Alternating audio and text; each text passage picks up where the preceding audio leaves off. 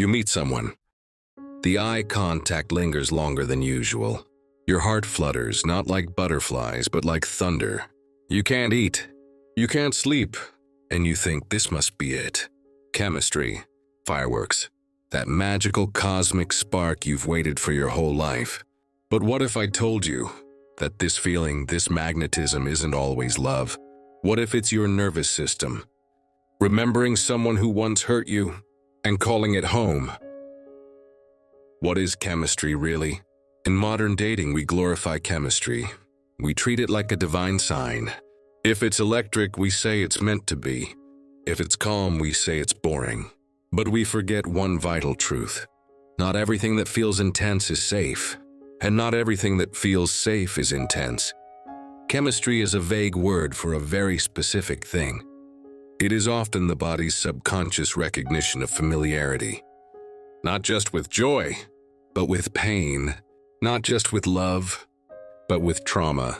In fact, what we call chemistry is often your body screaming, "I know this pattern. I've danced this dance. I've been here before." When familiar feels like fate. Let's get brutally honest. When you feel an instant pull to someone, ask yourself, does it feel like safety or survival? If you grew up in chaos, abandonment, or emotional inconsistency, your nervous system may be calibrated to drama, to unpredictability, to high highs and crashing lows, to intensity over intimacy. And when you meet someone who reflects those same patterns, it feels like love. But it's really recognition, the trauma inside you, recognizing the trauma in them. Carl Jung wrote, "Until you make the unconscious conscious, it will direct your life and you will call it fate." That spark might just be your attachment wound, igniting. Trauma bonding disguised as connection. We call it passion. We call it ride or die. We say, "I just can't stay away from them." But beneath those words is the silent language of trauma. This is called trauma bonding. A psychological attachment formed not through trust, but through emotional roller coasters, intermittent affection, and deep-seated fear of abandonment. You mistake anxiety for butterflies. You confuse longing with love, and you begin to believe that love is supposed to hurt. But real love doesn't leave you guessing. Real love doesn't make you beg to be chosen. Real love doesn't look like a battlefield. Your nervous system's role in attraction. Let's go even deeper. Your body is always keeping score. When you meet someone, your nervous system makes the first judgment. Long before your rational mind gets involved, it asks, is this person familiar? Is this person like mom or dad? Is this the same pattern that hurt me, but I never got to resolve? And when the answer is yes, your body floods with chemicals, cortisol, dopamine, adrenaline. It creates a high, a rush, a false sense of intimacy, because your body is trying to finish a story that started years ago. This is what psychologists call repetition compulsion, the unconscious urge to recreate unresolved childhood dynamics, hoping this time you'll win. But you don't win. You just bleed again on someone who didn't cut you. When you chase closure through another person, you're not broken for being drawn to the same type of person over and over. You're wounded. But here's the catch. The wound isn't attracted to healing. It's attracted to what feels unfinished. That's why stable partners might feel boring. That's why you push away what's good and chase what feels familiar, even if it destroys you. You're not chasing love, you're chasing closure.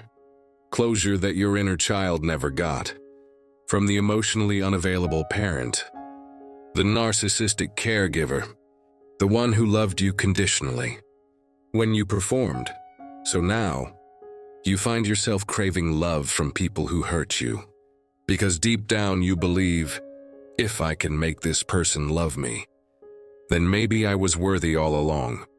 You don't trust calm, because you were raised in storms. When someone texts back right away, you get suspicious when they're too available. You feel smothered when they don't make you chase them. you feel nothing. That's not your intuition. That's your trauma talking. You learned that love is earned, not given. That connection must be chased, not received. That affection is a performance, not a birthright. But here's what no one told you. Real love is boring at first because it's unfamiliar. Healthy feels dull when chaos was your normal. Your body doesn't recognize safety. Yet, the mirror of love, the people we are most drawn to, are not always the ones who are best for us. But they do reveal us to ourselves. They reflect our wounds, our beliefs about love, our level of self-worth, our capacity for self-abandonment. Carl Jung believed that our relationships mirror our unconscious. So when love feels unsafe, it's an invitation to ask, what inside me still believes that I don't deserve peace? What story about love am I still reenacting? Whose voice is this inside my head, telling me I must suffer to be loved? The first step to freedom, awareness. You can't heal what you're unaware of, so the first step is to recognize that not all attraction is healthy. The second step is to forgive yourself for choosing pain when pain was the only form of love you were taught. And the third step is to begin the slow, sacred work of recalibrating your nervous system to receive calm, to feel peace and not mistake it for dullness, to embrace love that is kind, and walk away from love that's loud but unsafe. Because here's the truth. Healing is not about never feeling attracted to the wrong people again. It's about noticing the attraction and still choosing differently. So if you've ever asked yourself, why do I keep falling for the same kind of person?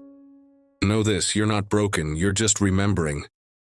You're just replaying a song that began in childhood, hoping someone else will change the ending. But here's the thing. You get to change it. You get to pause. You get to breathe. You get to choose partners who don't just spark your wounds, but soothe your soul, because real love is not found in chaos. It's found in calm, and sometimes the person who makes you feel the least triggered is the one your soul's been waiting for all along.